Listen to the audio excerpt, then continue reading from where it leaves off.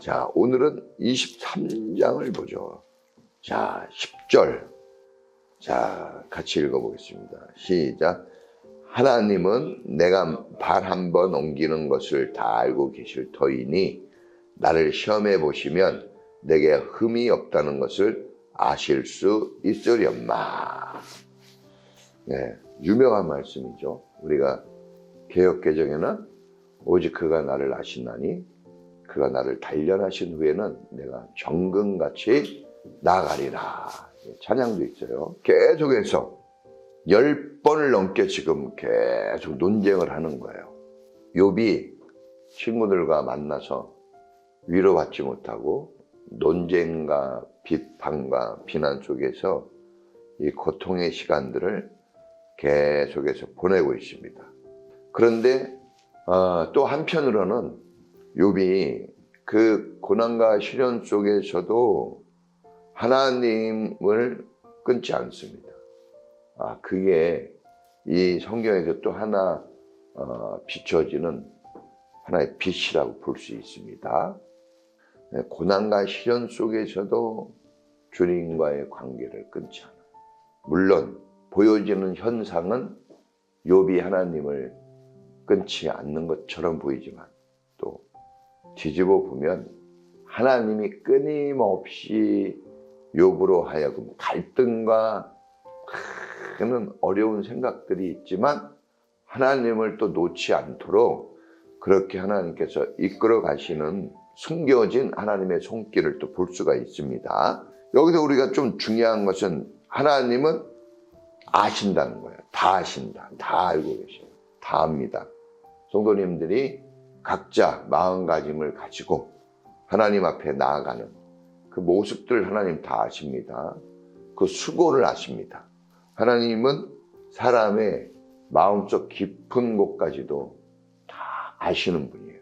왜냐하면 그 마음조차도 하나님이 지으신 것이기 때문에 그래요. 하나님이 지으셨다는 것은 세상에서 믿는 신은 만들게만 했지 간섭이 없는 신이라고 여깁니다. 그러나 우리는 하나님은 우리와 함께 하시고 우리의 모든 것을 주관하신다는 거예요. 그래서 사실 세상이 생각하는 신과 우리가 믿는 하나님은 차이가 있습니다. 다릅니다. 하나님은 다 아셔요. 다 아십니다. 이게 중요한 거예요. 다윗의 고백 속에 하나님은 한 걸음조차도 아신다. 다 알아요. 우리는 걸음이라는 것은 미래의 일이죠. 알 수 있겠습니까? 사람이. 하나도 모릅니다. 우리는 1분 1초를 몰라요. 그렇기 때문에 우리가 장담하거나 자랑하면 안 되는 것은 그것이 죄가 된다는 것은 우리가 미래를 알지 못하는데 아는 것처럼 산다면 그건 거짓된 것이죠. 그건 사악입니다. 그래서 죄라는 것 중에 선한 것을 행할 줄 알면서 행치 않는 것, 미래가 하나님 손에 달려있다는 것을 믿지 않는 한 장사꾼의 고백처럼 그런 것은 죄다 정의하고 있습니다. 욥이 이걸 고백한 거예요. 하나님이 내 발걸음 알고 계신다. 그러면서 말합니다. 시험해 본다고. 나를 단련한다고. 시험. 우리가 시험은 두 가지를 볼 수 있어요. 하나는 나를 유혹 가운데 정말 시험해가지고 템테이션. 시험에서 나를 떨어뜨리려고 하는, 넘어뜨리려고 하는 시험이 있고 그건 유혹이라고 얘기할 수 있죠. 또 하나의 시험은 나를 테스트입니다.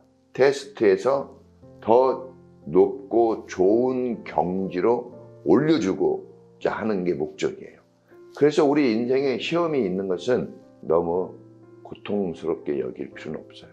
왜냐하면 더 높은 경지로 올라가야 하는 중요한 과정이에요. 성장통이라고 얘기할 수 있어요. 아픈 것 같지만 어떻게 해요? 키가 크잖아요. 자, 다 알고 계셔요. 그리고 우리를 시험해 보십니다. 주님은 우리를 템테이션 하진 않아요. 주님이 우리에게 하시는 것은 테스트. 템테이션은 아닙니다. 템테이션은 넘어지게 하는 게 목적이고 테스트는 높이 올려주고 세워주려는 게 목적이죠. 자, 우리가 하나님의 시험 속에 있다는 것을 알아야 됩니다. 하나님은 누구를 시험하지 않는다 그랬잖아요. 거기서의 시험은 템테이션이에요. 절대 하나님은 사람을 미혹해서 사기를 쳐서 넘어뜨리려고 하지 않습니다. 오히려 넘어진 자를 일으켜 세워주시고 죄인들을 구하려고 이 땅에 오신 분이 우리 하나님, 우리 예수님이십니다. 그러니까 우리가 지금 이렇게 욥이 고난을 당하잖아요. 욥이 재정의 고난을 당하죠. 하루아침에 재산이 다 날아갔어요. 재정의 고난. 얼마나 힘듭니까? 현대사회에서 가난은 정말 고통스러운 거예요. 그리고 또 무슨 고난을 당합니까? 하루아침에 자식이 죽어요. 오와. 자녀들은 우리 그 자체입니다. 우리 인생 그 자체예요. 자녀에게 우리는 아주 민감합니다. 우리가 상당히 높은 수준의 인격을 가진 것 같아도 자녀들의 반응과 자녀들의 상황에 따라서 우리 마음이 왔다 갔다 해요. 아무것도 아니에요, 사실. 되게 대단한 것 같아도 우리는 인간이기 때문에 이렇게 재물에 참 많은 영향력을 받고 그리고 사람의 영향을 받아요. 그중에 자녀 건들면 큰일 납니다. 그리고 또 어떤 고난을 당합니까? 부인이 이 하나님 저주하고 죽어버려 그랬거든요. 그러니까 부인하고 갈등은, 부인한테의 버림은 진짜 인생의 끝이에요. 이혼입니다. 이혼. 혼이 나눠지는 거야. 이 혼이 나눠질 수 있겠습니까? 그러니까 아주 극심한 고통을 말할 수 있죠. 근데 그것만 있는 게 아니라 지금 육체가 귀합장으로 고름을 긁어내야 되는 피부병에 시달립니다. 사람이 저도 아파보니까 아프면 만사가 귀찮고 인생을 소망 있게 가실 수가 없어요. 인생 끝난 것 같고. 그런데 이제 또 어떤 괴로움을 당합니까? 내가 그렇게 섬겼던 하나님, 나를 그렇게 사랑해 주셨던 하나님이 이 극심한 고난에 빠져 있을 때, 다른 때는 안 그랬는데 이때 침묵하시는 거예요. 아주 다른 사람이 그랬다면 좀 덜한데 하나님마저 나를 원수처럼 여기시고 등을 지신 걸까? 사실 잘 따져보면은 욥은 여기에 갈등을 겪고 있는 거예요. 그러니까 우리도 오늘날 환난과 시련 속에 살아가죠. 그때 난 버림받았나? 나 이렇게 이제 궁핍함으로 인해서 내가 고통스러운 설에 빠졌나 하는 그런 이 자책감도 많이 있겠지만 사실 알고 보면 하나님과의 관계에서 우리가 갈등을 겪는다. 자, 시험해 보신다 그랬어요. 테스트라고 그랬습니다. 하나님은 시험에서 우리를 더 높은 경지로 나가게 해요. 나를 단련하신 후에. 자, 시험의 목적이 어디 있습니까? 단련이에요, 단련. 그럼 왜 단련하는 겁니까? 단련이라는 것은 더 강하게 하고 더 좋게 하는 거예요. 그리고 쓸모 있게 만드는 거죠. 풀무불 속에서. 그래서 결국은 뭐가 되어 나와요? 정금, 순금이 되어 나오거든요. 그러니까 불순물을 제거하고 잘못된 것을 대장장이가 어떻게 합니까? 망치로 치죠. 모난 뭘 맞아요? 정 맞는다. 석수가 돌 하나를 가지고 막 쳤더니 뭐가 나옵니까? 작품이 나오잖아요. 자, 우리는 돌 같은 존재인데 막 쳤더니 순금이 돼서 나오는 거예요. 맞을 때는 아프고 고통스럽고 왜 때립니까? 왜 찔릅니까? 막 그러는 거죠. 그런데 시간이 딱 지나고 나니까 상상 초월하는 작품이 나오는 거예요. 이거를 욥이 고백하는 거예요. 우리가 욥과 같은 고난당하는 자는 욥을 보고 배우라 그랬거든요. 그럼 욥만 이렇게 고난당하느냐? 아니요. 다 누구든지 고난을 당합니다. 이 세상에 고난당하지 않는 자가 없습니다. 예수님조차도 이 세상에 오셔서는 고난을 당하셨어요. 육체를 입은 사람이라면 고난을 피해갈 수 없습니다. 히브리서 9장 27절에 한 번 죽는 것은 정해진 일이요. 그 후에는 심판이 있다 그랬어요. 그러니까 죽는다는 게 모든 사람들에게 정해진 것이라면 고난은 또한 모든 사람에게 정해진 것이에요. 그것을 고난을 피해가려고 하지 말고 오늘 여기서 우리가 욥의 고난에서 찾아낼 수 있는 것은 이 고난이 나에게 하나님의 유익된 손길이라는 것을 일단 믿는 게 중요합니다. 다 해석하려고 할 필요가 없어요. 우리가 언제 좀 고통스럽냐고 하면 디테일할 때, 물론 자세히 관찰하는 거 필요하지만 우리가 하나님을 자세히 관찰할 수 있을까요?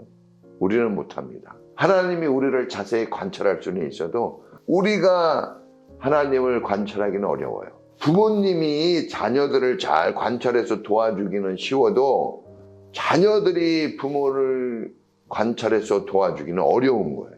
그럼 이건 무엇을 말하느냐? 하나님께서 우리를 관찰하시고 감찰하시고 하나님의 기가 막힌 방법으로 우리를 유익되게 한다는 겁니다. 그러나 우리는 그것을 다 알 수 없어요. 그래서 해석이 중요합니다. 다윗은 고난당하는 것이 내게 유익이라. 내가 고난 당하기 전에는 그릇 행하더니 고난당한 후에 주의 말씀의 길로 돌아왔다 그랬어요. 그러니까 욥이 이런 고난을 통해서 이제 나중에 고백하잖아요. 이제 얼굴과 얼굴을 대면하는 것처럼 그렇게 하나님을 자기가 알게 되었다고. 더 깊고 높은 수준으로 변화가 됩니다. 자, 오늘 결론입니다. 우리가 하나님을 쭉 섬기고 믿고 옵니다. 그런데 혹시 우리가 하나님을 이 정도 내가 알고 이 정도 기도하고 이 정도 예배했지만 내가 하나님을 아는 것처럼 착각해요. 목회자인 저도 그래요. 그런데 하나님이 나를 아시는 게 중요해요. 그리고 그분이 나보다 더 잘 아시는 나를 더 좋은, 더 단련되고, 더 멋있고, 더 아름답고, 더 쓰임받고, 더 거룩해진 하나님의 사람이 되도록 하나님께서 하나님의 방법으로 우리를 이끌어 가시는 것을 믿는 게 중요합니다. 지금 당장은 이게 왜 정확하게 우리가 해석해낼 수는 없지만, 그러나 분명한 것은 하나님이 지금 나를 어루만지고 계시구나, 나를 인도하고 계시구나, 나와 분리된 상태가 아니라 나의 한 걸음 한 걸음조차도 지금 다 하나님께서 이끌어 가시는구나 하는 것을 믿고, 예수님께서 저 깊은 음부의 세계까지 십자가 짊어지고 그 세계까지 내려가잖아요. 한없는 추락같이 보여요. 저 밑바닥까지 쭉 내려가는 것 같이 보이지만, 그러나 3일 만에 하늘 보자 우편까지 단숨에 올라가십니다. 그러니까 주님이 그런 분이셔요. 우리를 내리시는 분이 아니라 결국은 올리시기 위한 하나님의 놀라우신 손길이다 하는 것을 믿는, 그리고 용기 있게 하나님께 계속 나아가는 믿음의 성도가 되길 축복합니다. 자, 오늘도 나를 이끌어 주신 하나님께 주여 한번 부르고 기도하겠습니다. 주여!